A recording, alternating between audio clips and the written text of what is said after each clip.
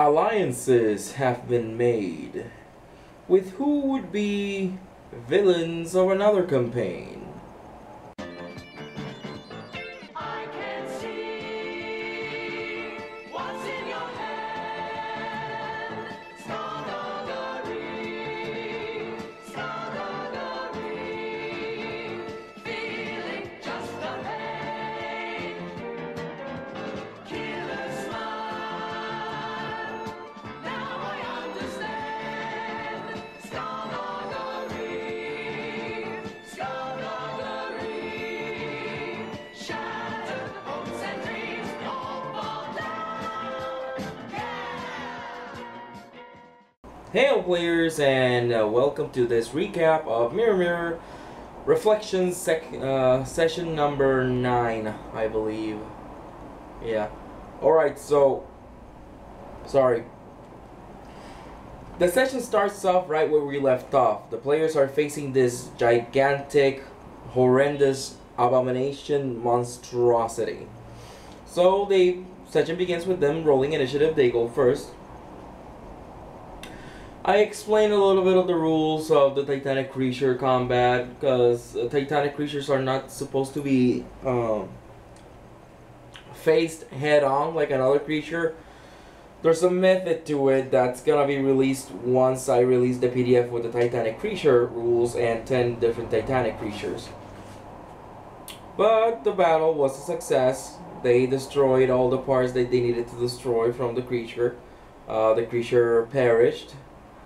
And once the creature perished, it actually made a makeshift bridge between Gaatha and the hellish place, as named by Sir Stormcrow. So that was interesting. They decided to leave that there because Bibaccio went to the hellish place and he said, you know what, no, we're not going in there, it looks way too dangerous. They head back to Endemont, and in Endemont they decide to rest, and the next day they visit Iactus. And Iactus tells them about something very peculiar that's been happening. The players got an invitation to a tournament in a principality to the south.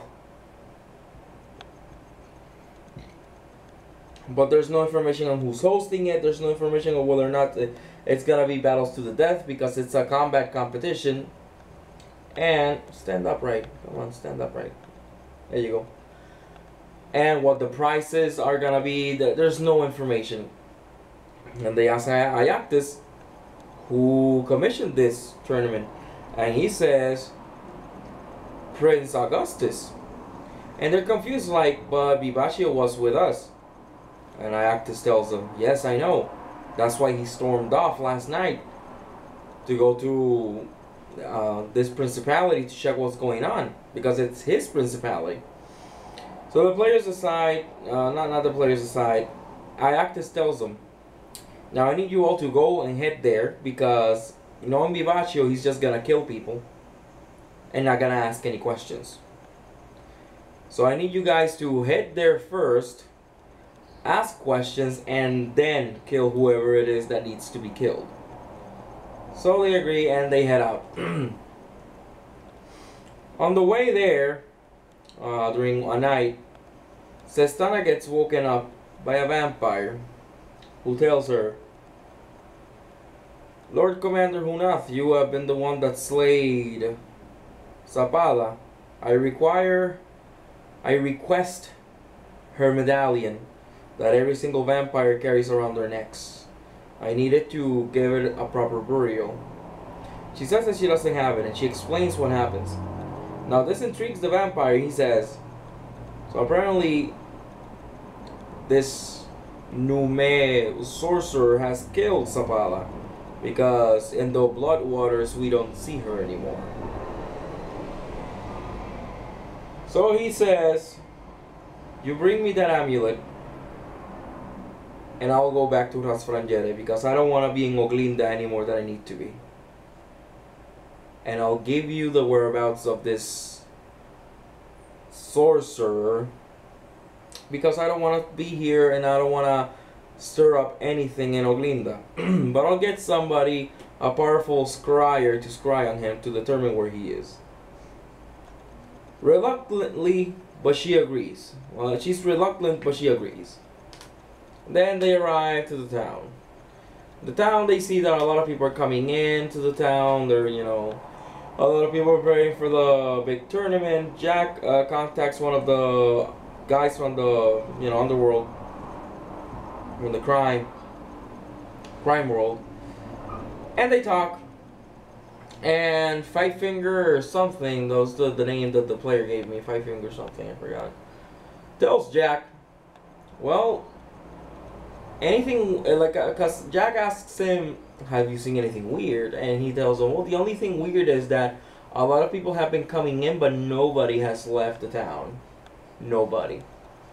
And the two spellcasters cast Detect Magic on the area to see if they can sense anything, but alas, they do not. Alas, overwhelming magic.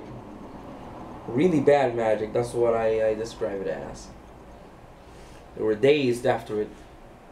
So, what happens then is... What happens then? Yeah, they tried to leave town, and as they were leaving town, the doors to get out of the town were already closed. And when they're there, they ask the guards what's going on, and the guards just point towards the keep, the manor of Augustus. They turn around and they see the old Prince Augustus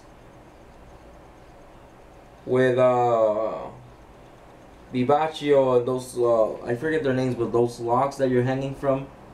He's there, all banged up. Alive, but all banged up. And he tells them, first my son, and now I have you. I have all the people that I want for the tournament. He tells them, you have two choices. And the doors to the city open. You may leave, and my son's life is forfeit, or you fight one of my champions. 3 against 1, and if you beat him, my son goes free. So Stormcrow tells him, give me a second to talk about this with my comrades. He says, oh, go ahead. They turn around and they start casting a lot of spells on each other, you know, buffing themselves up, and they say, yeah, sure, we'll fight it. So it was cool that they decided to take the time to man, I'm blanking out because I'm really very, very sleepy. We finished at like at 2 a.m. last night. Sorry for that. So they prepare, they cast haste on each other, telepathic link as well. Proya summons huge elemental and Liland to buff them. And Augustus summons his champion.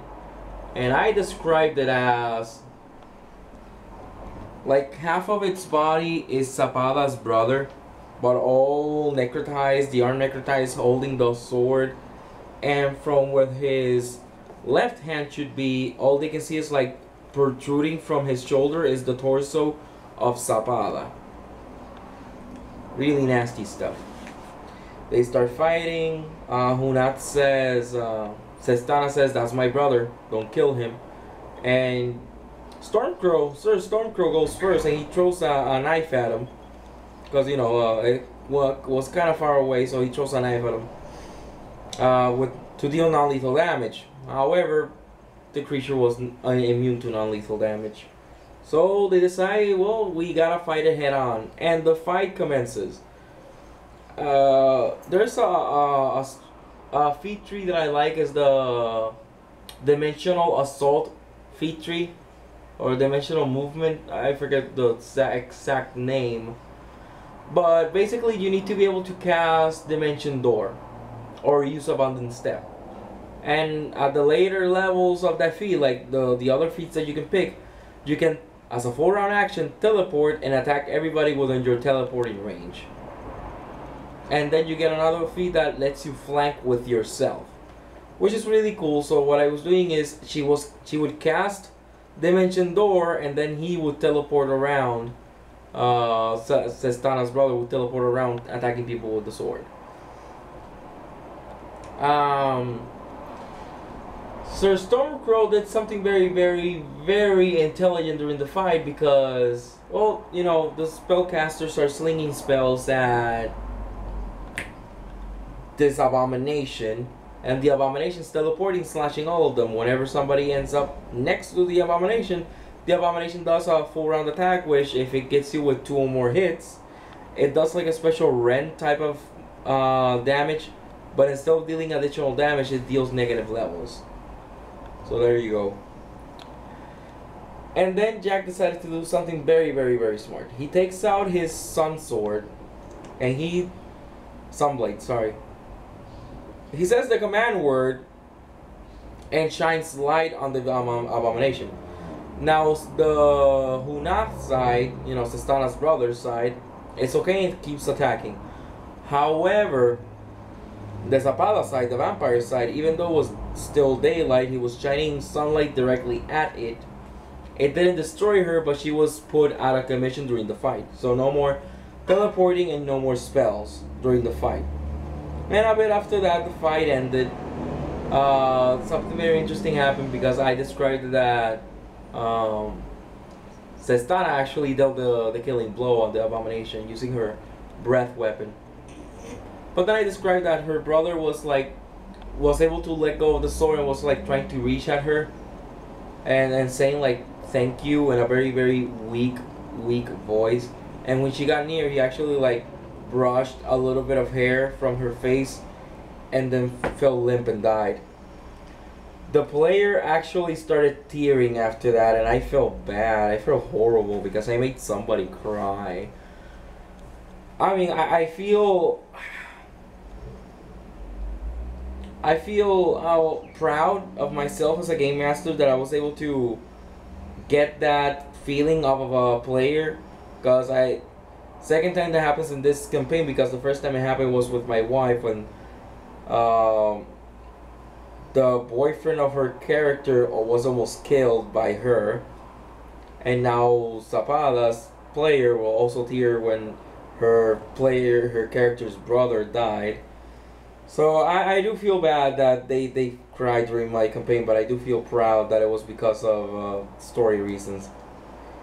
Yeah, so make of that what you will. And after that, they start heading out, but they're... Oh, yeah. The abomination that's in the floor, like, starts cracking in the place where Zapada and the drow are connected, and, like, a lot of ashes start seeping out of it and flying into the air. And Prince Augustus, like, not Vivaccio, proper Prince Augustus starts, like, decomposing rapidly and turning into ash.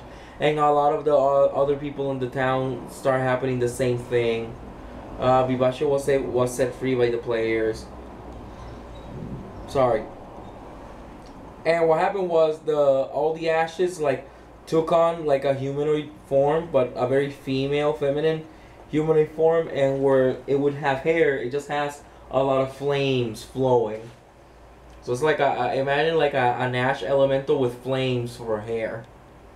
Something like that, yeah. They recognized it as the sister of Vivaccio, the daughter of Prince Augustus. And she blew a kiss to Jack and flew away in a little a vortex of fire and ash. And then when they decide to leave, they're confronted by Archduke Robias. Who Archduke Robias knows Proja, because Proja, the player, picked the disadvantaged blackmailed, and who's blackmailing her is Robias. And he tells them, well, I've been watching what was happening because what was happening here was bad for business. You see, during times of war, I tend to sell weapons to people. And then it clicked with the players. You're a warmonger. Warmonger? Something like that. But they realized that he was the one that caused the war that's happening. What was it? The civil war. Sorry, the civil war that is happening in Gaatha. And he says yes, because I set off wars and then I sell weapons to the top bidder. But now I can't sell my weapons because that guy with the big book stole something from me, something that I use to control my clockwork creatures.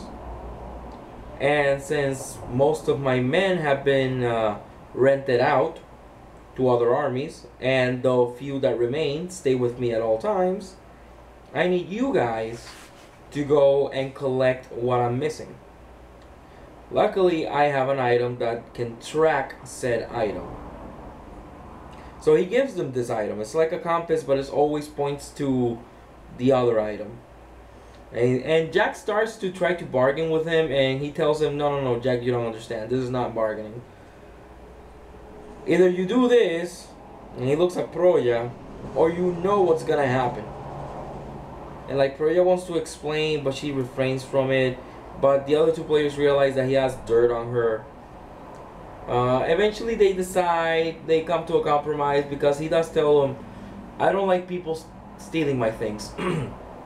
And this black warlock whatever stole something from me, and I don't take that lightly.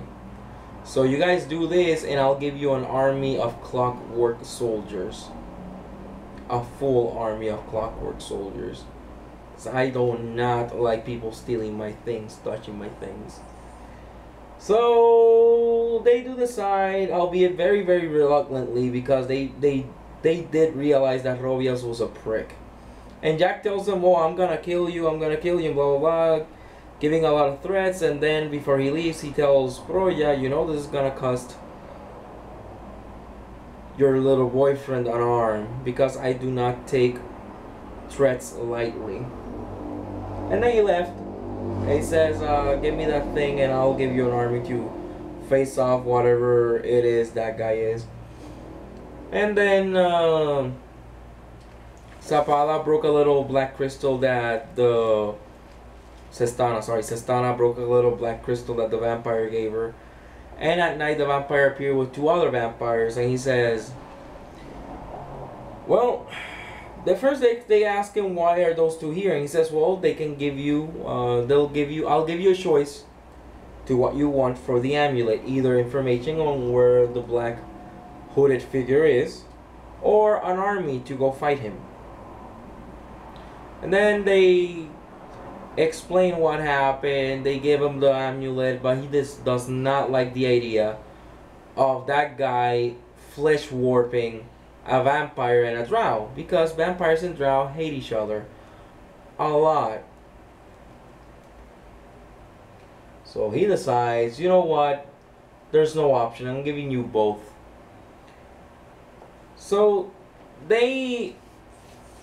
one of the vampires makes a little pool of blood and successfully scries on the warlock and tells him he is beyond the blizzard wall in some buildings. Which was a good thing, because Rovias told them that the little compass was pointing on the way of the Ashlands, which is opposite side, but they were thinking we don't want to go to the Ashlands because he might be there.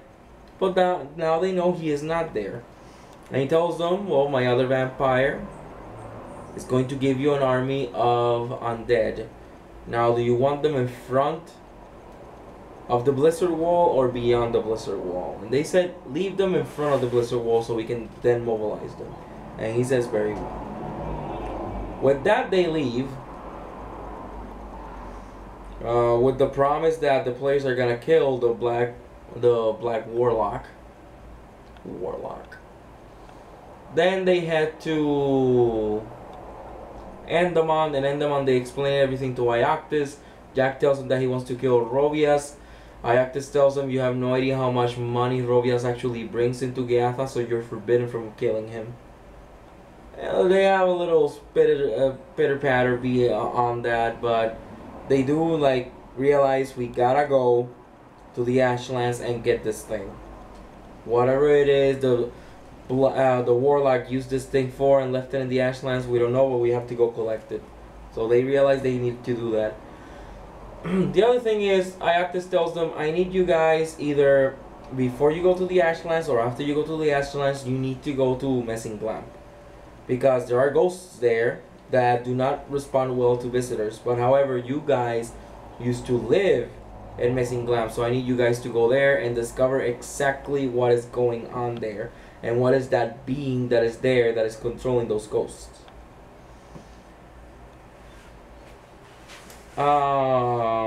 Jack, because I keep forgetting his new name, Stormcrow, James Stormcrow. It's advising against it a lot, but I have to just tell them it's an order.